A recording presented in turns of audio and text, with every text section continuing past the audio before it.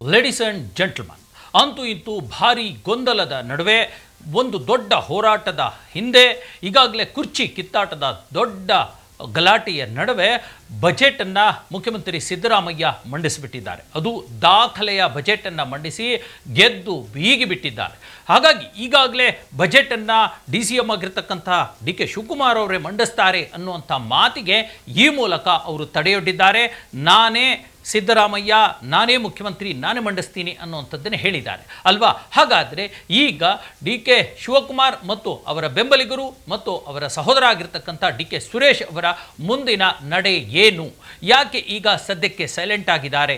ಮುಂದಿನ ದಿನಗಳ ಅವರ ಹೋರಾಟ ಹೇಗಿರುತ್ತೆ? ಸದ್ಯಕ್ಕೆ ರಾಜ್ಯ ಕಾಂಗ್ರೆಸ್ ಪಕ್ಷದಲ್ಲಿ, ಕಾಂಗ್ರೆಸ್ ಹೈಕಮಾಂಡ್ನಲ್ಲಿ ಏನೆಲ್ಲ ನಡೀತಾ ಇದೆ, ಈ ಎಲ್ಲ ವಿಚಾರಗಳನ್ನು ನಾನು ನಿಮಗೆ ಹೇಳ್ತೀನಿ. ನೀವು ನೋಡ್ತಾ ಇದ್ದೀರಾ ನೆಲ ಜಲ ಭಾಷೆಗಾಗಿ ಪ್ರಾಮಾಣಿಕ ಪತ್ರಿಕೋದ್ಯಮ ನಿಮ್ಮ ಫೋಕಸ್ TV. ಇದು ಎಕ್ಸ್ಪ್ಲೈನರ್. ನಾನು ಹಬೀಬ್ ದಂಡಿ.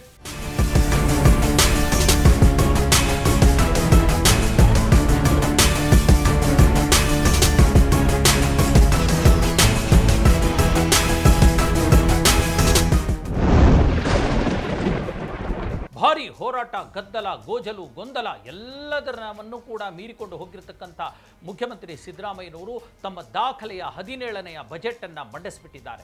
ಬಜೆಟ್ ಮಂಡಿಸೋದಕ್ಕೆ ನಾವು ಬಿಡೋದಿಲ್ಲ, ಯಾವುದೇ ಕಾರಣಕ್ಕೆ ನಮ್ಮ ಬಾಸ್, ಅದರಲ್ಲೂ DK ಬಾಸ್ ಬಜೆಟನ್ನು ಮಂಡಿಸಬೇಕು ಅಂತ ಹಠ ಹಿಡಿದಿದ್ದ DK ಶಿವಕುಮಾರ್ ಅವರ ಬೆಂಬಲಿಗರು, ಅದು ಚನ್ನಗಿರಿ ಶಿವಗಂಗಾ ಬಸವರಾಜ್ ಆಗಿರಲಿ, ರಾಮನಗರದ ಇಕ್ಬಾಲ್ ಅಹಮದ್ ಆಗಿರಲಿ, ಅಥವಾ ಕುಣಿಗಲ್ನ ಡಾಕ್ಟರ್ ರಂಗನಾಥ್ ಆಗಿರಲಿ, ಹೀಗೆ ಮದ್ದೂರಿನ ಕದಲೂರು ಉದಯ ಆಗಿರಲಿ, ಮಂಡ್ಯದ ಗಣಿಗ ರವಿ ಆಗಿರಲಿ, ಈ ಥರದವರು ಒಂದಲ್ಲಿಷ್ಟೇ ಸಿಗುತ್ತೆ. ಮೂಡಿಗೆರೆಯ ನಯನಾ ಮೋಟಮ್ಮ, ಮಾಗಡಿಯ HC ಬಾಲಕೃಷ್ಣ, ಹೀಗೆ ನಿಮಗೆ ಹೊಸಕೋಟೆಯ ಶರತ್ ಬಚ್ಚೇಗೌಡ, ನಿಮಗೆ ಒಂದಷ್ಟು ಒಂದು 15-20 ಜನದಲ್ಲಿ ಇಷ್ಟೇ ಸಿಗುತ್ತೆ ಅಲ್ವಾ.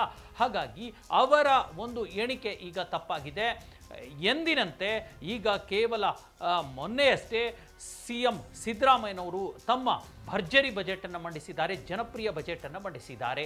ಹಾಗಾದರೆ ಬಜೆಟ್ ಮಂಡಿಸಿದ ದಿನದಿಂದ ಹಿಡಿದು ಮೊನ್ನೆ, ನಿನ್ನೆ, ಇವತ್ತು ಕೂಡ DK ಶಿವಕುಮಾರ್ ಅವರಾಗಲಿ ಅಥವಾ ಅವರ ಬಣದವರಾಗಲಿ ಅಥವಾ ಅವರ ಸಹೋದರರಾಗಲಿ ಯಾವುದೇ ರೀತಿಯ ಪೆಟ್ಟಕ್ಕಂತೆಲ್ಲ ಗಪ್ ಚುಪ್ಪಾಗಿಬಿಟ್ಟಿದ್ದಾರೆ. ಯಾಕೆ, ಎಲ್ಲಿ ಹೋದರು ಅನ್ನುವಂಥದ್ದು ಅಲ್ವಾ. ಒಂದು ವೇಳೆ ಸಿದ್ದರಾಮಯ್ಯನವರು ಬಜೆಟ್ ಮಂಡಿಸಿದರೆ ಬಜೆಟ್ ನಂತರನಾದರೂ ನಾವು ಮತ್ತೆ ನಮ್ಮ ಕೂಗನ್ನು ಎತ್ತುತ್ತೀವಿ ಅನ್ನುವಂಥ ಒಂದು ಮಾತು ಕೂಡ ಕೇಳಿ ಬರ್ತಾ ಇತ್ತಲ್ವಾ. ಆದರೆ ಅದು ಕೇಳಿ ಬರ್ತಾ ಇಲ್ವಾ. ಬದಲಾಗಿ DK ಸುರೇಶ್ ಇದಾರಲ್ಲ, DK ಶಿವಕುಮಾರ್ ಅವರ ಸಹೋದರ, ಅವರ ಸ್ಟೇಟ್ಮೆಂಟ್ ಇನ್ನೂ ಕೂಡ ಆಶ್ಚರ್ಯ ಹುಟ್ಟಿಸುವಂಥದ್ದು. ಅವ್ರು ಏನು ಹೇಳ್ತಿದ್ದಾರೆ, ಇಲ್ಲಿಲ್ಲ ಮುಖ್ಯಮಂತ್ರಿ ಸಿದ್ದರಾಮಯ್ಯನವರು ಮತ್ತು DK ಶಿವಕುಮಾರ್ ಅವರು ಇಬ್ಬರು ಕೂಡ ಒಂದು ರೀತಿ ತುಂಬ ಹೊಂದಾಣಿಕೆ ಮಾಡಿಕೊಂಡು ಸರ್ಕಾರವನ್ನು ನಡೆಸ್ಕೊಂಡು ಹೋಗ್ತಿದ್ದಾರೆ. ಇಬ್ಬರು ಕೂಡ ಈ ಸರ್ಕಾರವನ್ನು, ಪಕ್ಷವನ್ನು ಮುನ್ನಡೆಸ್ತಾರೆ. ಅವರು ಹಾಲು ಜೇನಿನಂತೆ ಇದ್ದಾರೆ. ಅವ್ರ ಸಂಬಂಧವನ್ನು ಹಾಳು ಮಾಡೋದಕ್ಕೆ ಈ ವಿಪಕ್ಷಗಳಿದಾವಲ್ಲ, JDS, BJP, ಏನೇನೋ ಸುಮ್ಮನೆ ಸುಳ್ಳು ಕತೆ ಕಟ್ತಾರೆ ಕಣ್ರಿ, ಅಂಥದ್ದೇನಿಲ್ಲ ಅನ್ನುವಂಥ ಮಾತನ್ನು DK ಸುರೇಶ್ ಹೇಳಿಬಿಟ್ರು. ಯಾವ DK ಸುರೇಶ್? ಅದೇ DK ಸುರೇಶ್ 1 ವರ್ಷದ ಹಿಂದೆ, ಹೆಚ್ಚು ಕಡಿಮೆ 9-10 ತಿಂಗಳ ಹಿಂದೆ ನಮ್ಮ ಅಣ್ಣ ಭಾರಿ ಶ್ರಮ ಪಟ್ಟಿದ್ದಾರೆ ಪಕ್ಷವನ್ನು ಅಧಿಕಾರಕ್ಕೆ ತರಲಿಕ್ಕೆ. ನಾವು ನಮ್ಮ ಅಣ್ಣ ಪಟ್ಟಿರ್ತಕ್ಕಂಥ ಶ್ರಮಕ್ಕೆ ತಕ್ಕ ಕೂಲಿಯನ್ನು ನಾವು ಕೇಳ್ತಿದ್ದೀವಿ ಅಷ್ಟೇ ಹೊರತು ಬೇರೆ ಏನಿಲ್ಲ. ಕಷ್ಟಪಟ್ಟಿರೋರಿಗೆ ಪ್ರತಿಫಲ ಏನು ಸಿಗಬೇಕಲ್ವಾ ಅನ್ನುವಂಥ ಒಂದು ಪ್ರಶ್ನೆಯನ್ನು ಮಾಡಿರ್ತಕ್ಕಂಥ DK ಸುರೇಶ್ ಇವತ್ತೇನು ಹೇಳ್ತಿದ್ದಾರೆ, ಹೈಕಮಾಂಡ್ ಎಲ್ಲವನ್ನು ತೀರ್ಮಾನಿಸುತ್ತೆ, ಇಬ್ಬರು ಕೂಡ ಜೊತೆಗೆ ಪಕ್ಷವನ್ನು, ಸರ್ಕಾರವನ್ನು ಕರೆದುಕೊಂಡು ಹೋಗ್ತಾರೆ, ಹಾಲು ಜೇನಿನಂತಿದ್ದಾರೆ, ಯಾವುದೇ ಗೊಂದಲ ಇಲ್ಲ ಅನ್ನುವಂಥ ಮಾತನ್ನು ಹೇಳ್ತಾರೆ. ಅಂದರೆ ಹೇಗೆ ಇದು ಒಂದು ರೀತಿ ತಣ್ಣಗಾಗಿ ಹೋಗ್ತಾ ಇದೆ ಅನ್ನುವಂಥದ್ದು.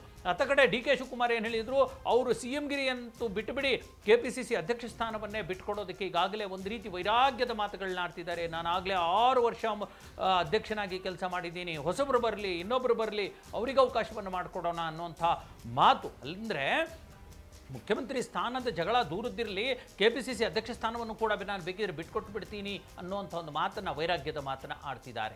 ಅಂದರೆ ಇದು ಏನು ಸೂಚಿಸುತ್ತೆ ನೋಡಿ. ಈಗ ಒಂದು ಚಾಲೆಂಜ್ ಆಗಿ ತೆಗೆದುಕೊಂಡಿರ್ತಕ್ಕಂಥ ಸಿದ್ದರಾಮಯ್ಯ ಮತ್ತು ಅವರ ಟೀಮ್ ಬಜೆಟನ್ನು ಮಂಡಿಸಿಬಿಟ್ಟಿದೆ.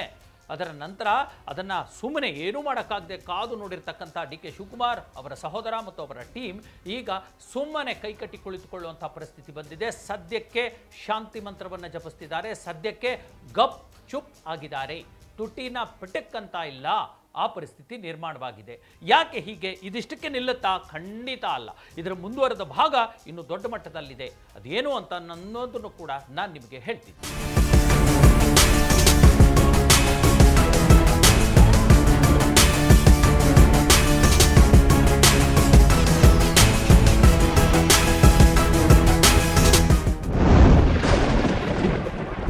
ಎಸ್ ವೀಕ್ಷಕರೇ, ನೋಡಿ ಈಗಾಗಲೇ ಯಾವಾಗ ಬಜೆಟ್ ಮಂಡಿಸ್ಬಿಟ್ರೋ ಅದು ಹಿನ್ನೆಲೆಯಲ್ಲೇ ಒಂದು ದೊಡ್ಡ ಬೆಳವಣಿಗೆ ನಡೀತಾ ಇದೆ. ನಿನ್ನೆ ಅಷ್ಟೇ ಏನು ಸತೀಶ್ ಜಾರಕಿಹೊಳಿ ಇದಾರಲ್ಲ, ಅವರು KPCC ಸರ್ವೆ ತಂಡ ಮಾಡಿಕೊಂಡು ವೀಕ್ಷಕ ಸಮಿತಿ ಮಾಡಿಕೊಂಡು ಈಗ ಬೈ ಎಲೆಕ್ಷನ್ ನಡೀತಾ ಇರತಕ್ಕಂಥ ಬಾಗಲಕೋಟೆ ಮತ್ತು ದಾವಣಗೆರೆ ದಕ್ಷಿಣ ವಿಧಾನಸಭಾ ಕ್ಷೇತ್ರಗಳಲ್ಲಿ ಸರ್ವೆಯನ್ನು ಮಾಡ್ತಾ ಇದ್ದಾರೆ.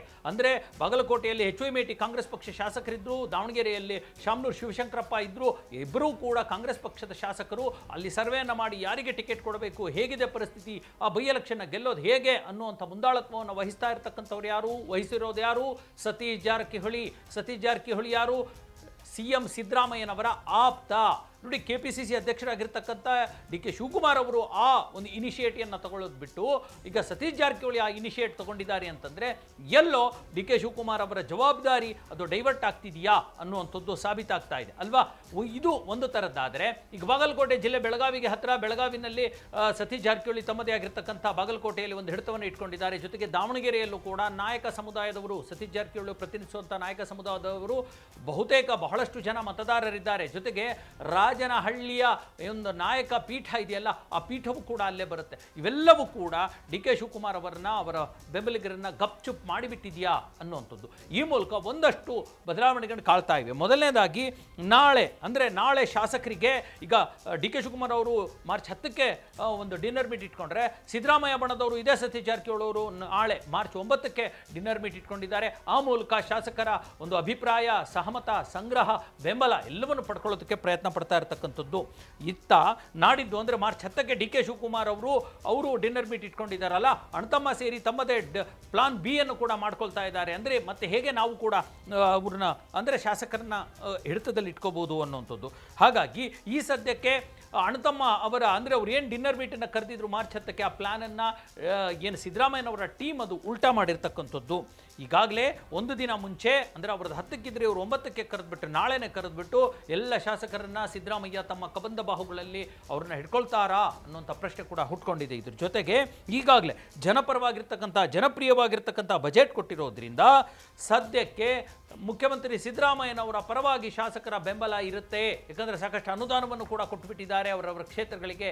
ಹಾಗಾಗಿ ಸದ್ಯಕ್ಕೆ DK ಶಿವಕುಮಾರ್ ಮತ್ತವರ ಟೀಮ್ ಮತ್ತು DK ಸುರೇಶ್ ಅವರಿಗೆ ಸದ್ಯಕ್ಕೆ ಸೈಲೆಂಟ್ ಆಗಿರೋದೊಂದೇ ಅಸ್ತ್ರ, ಅದು ಬಿಟ್ಟರೆ ಬೇರೆ ಅಸ್ತ್ರ ಇಲ್ಲ ಅನ್ನುವಂಥದ್ದು ಈ ಮೂಲಕ ಸಾಬೀತಾಗ್ತಿದೆ.